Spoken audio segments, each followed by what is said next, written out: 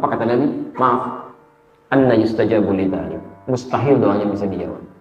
Padahal dia melakukan 3 hal tadi. Dalam perjalanan, mengangkat tangan dan memulai dengan al-asmaul husna. Kata Nabi, doanya nggak akan pernah dijawab. Padahal orang ini seharusnya 6 kali lipat lebih cepat dibanding orang biasa. Kenapa?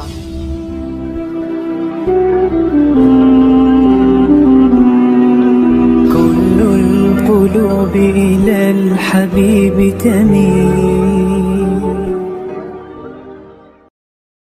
Berdoa mohon mengangkat tangan itu lebih cepat dikabulkan dengan yang diam. Bahkan nanti ada di Abu Daud, Anda sudah tuliskan nomor hadis 1488 sampai 1490 di bab doa, ya, di bab pembahasan tentang doa. Innallaha hayyun karimun. Allah itu sungguh sangat merasakan malu dan maha mulia, dan akan sangat merasa malu jika membiarkan tangan hambanya yang terangkat diturunkan tanpa mendapatkan apapun dalam keadaan hampa. Dalam keadaan hampa. Kalimat itu disampaikan oleh Nabi kepada orang yang bertanya kepada Nabi, "Ya Rasulullah, bagaimana dengan seseorang yang bermohon kepada Allah dengan mengangkat tangannya?" Lalu Nabi berkata, "Bagaimana pendapatmu jika ada yang meminta kepadamu dengan mengangkat tangannya dan kamu mampu memberinya, diberi tidak?" Kata orang ini, "Saya malu kalau nggak beri ya Rasulullah." Ada orang di hadapan Anda mengatakan, "Pak, tolong Pak, tangannya diangkat begini." Dia katakan, "Saya malu kalau nggak beri ya Rasulullah." Maka Nabi katakan kalimat tadi, Allah lebih malu dibandingkan kamu, lebih maha mulia dan merasakan, sangat malu bila hambanya mengangkat tangannya lalu menurunkan dan dalam keadaan hampa, tidak diberikan. Orang ini mengangkat tangannya, fayaqulu ya Rabb, ya Rabb. Dia berkata ya Rabb, ya Rabb, menyebut al-asmaul husna. Doa yang dibacakan dengan al-asmaul husna itu lebih cepat dikabulkan dibandingkan dengan yang tidak. Cepat dikabulkan. Itu ada di Quran surah ke-17, ya, dari ayat 110 sampai 111, posisi paling kanan sebelah atas. Qul Allaha awil Ar-Rahman ayyamma tad'u falahul asmaul husna. Kalau Anda punya persoalan, sebut nama Allah, minta. Allah duluan, jangan yang lain. Mintakan kepada Allah. Atau Ar-Rahman. Atau kalau Anda mampu, ya, lihat ini kalimat perangnya. Pilih nama-nama terbaik yang sudah Allah sediakan, bisa Anda mohonkan sesuai dengan kebutuhan Anda. Disebut dengan Al-Asmaul Husna. Misal, Anda punya kesulitan, sebut namanya. Ya Allah, Ya Al-Fattah. Ya Allah yang maha pembuka segala kesulitan. Iftah li ya Allah abwabal khair, bukakan segala kepadaku ya Allah pintu-pintu kebaikan. Anda kurang rezeki, sebut namanya Ya Razzaq. Ada yang ganggu, sebut namanya Ya Jabbar, Ya Malik. Punya musibah, sebut namanya Ya Sabr. Masya Allah. Nggak usah semuanya. Kadang-kadang saya perhatikan banyak yang menyebutkan seluruhnya, gitu kan?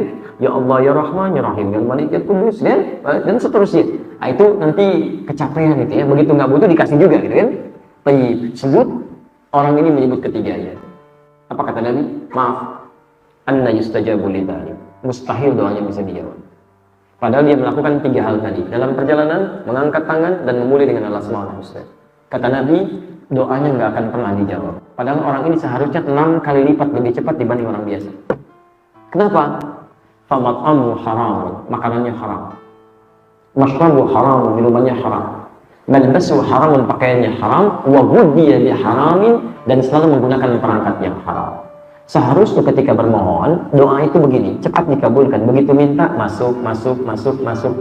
Quran surah kedua ayat 186, posisi paling kiri sebelah bawah. Wa idza sa'alaka 'ibadi 'anni, setiap hambaku mencari-cari aku untuk bermohon, fa inni qarib, sampaikan, enggak usah dicari, saya dekat. Ujibu da'watad da'i idza da'an. Sifat doa itu kata Allah, kapanpun disampaikan akan saya jawab. Ini ada orang berdoa enggak terjawab. Apa masalahnya? Dia menggunakan yang haram, masuk ke mulutnya, lewat ke perutnya, maka yang haram ini menutup pintu kebaikannya. Begitu doa akan dikabulkan, nggak bisa masuk. Ini jadi masalah. Maka dari itu kalau Anda sering berdoa, kemudian sebetulnya mudah untuk dikabulkan, jarang dikabulkan, coba cek. Barangkali banyak maksiat yang pernah dikerjakan, atau yang haram masuk pada diri Anda. Bukan cuma makanan dan pakaian, mata sering lihat yang haram, lisan sering bicara yang haram, telinga sering dengar yang haram, sampai ke ujung kaki. Allah itu mencintai yang halal. Innallaha thayyibun. Allah itu thayyib. La yuhibbu illa thayyiban, dan tidak akan pernah la yaqbalu illa thayyiban, tidak akan menerima kecuali yang thayyib, yang baik. Bagaimana mungkin yang baik masuk pada yang haram? Mustahil. Karena itu bertakwalah kepada Allah Subhanahu wa taala. Ketika Anda mengatakan Allahumma, maka mohon dengan serius, dengan khusyuk, kemudian hadirkan sifat-sifat ini. Cari bahasa yang menyentuh, tingkatkan ibadah kepada Allah dan jauhi maksiat yang haram. Insya Allah, bahkan Masya Allah, ada orang yang bahkan belum minta sudah dikabulkan oleh Allah. Begitu tersirat datang dan sebagainya. Semoga anda termasuk dalam golongan yang demikian, insya Allah. Dan tidak cukup dengan amin, pahami dulu ini, pelajari, kemudian praktekkan dalam kehidupan. Paham sampai sini? Jelas insya Allah? Baik.